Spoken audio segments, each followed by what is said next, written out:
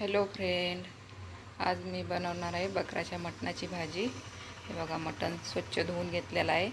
त्यासाठी लागणारे 3 कांदे, 2 टमाटे बारीक चिरून घेतलेले आहे, थोडासा कढीपत्ता फोडणीसाठी, आणि इकडं लसूण, अद्रक, कोथिंबीरची पेस्ट बनवून घेतलेली आहे। आता आपण याला फोडणी देऊन शिजवून घेऊया। आता फोडणी द्यायला गॅसवरती कुकर ठेवलं आहे। थोडंसं तेल घालून घेऊया।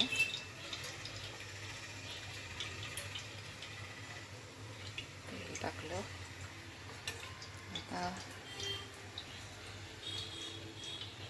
कढीपत्ता टाकायचा।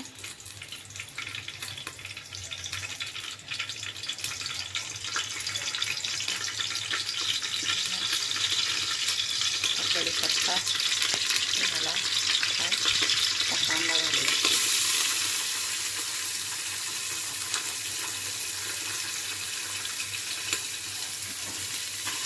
कांदा टाकून घेतला,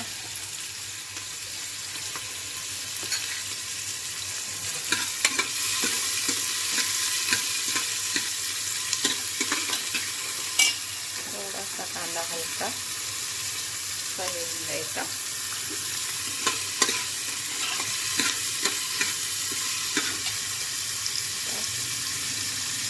कांदा झाला, आता टमाटर टाकून घेऊ।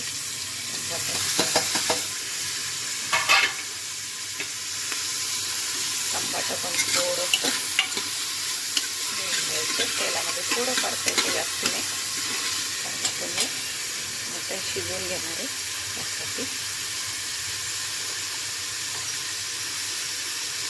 आता आलं लसूणची पेस्ट घालून घेऊया।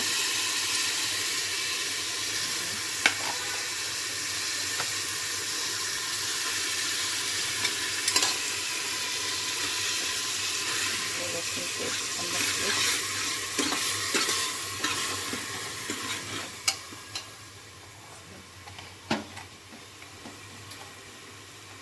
लसूण, कोथिंबीर बारीक करून घ्यायची, सगळे टाकायचे, आणि थोडंसं सगळं हलकंसं परतून घ्यायचं।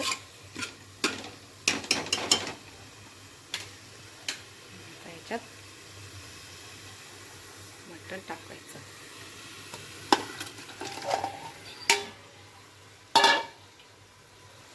मटण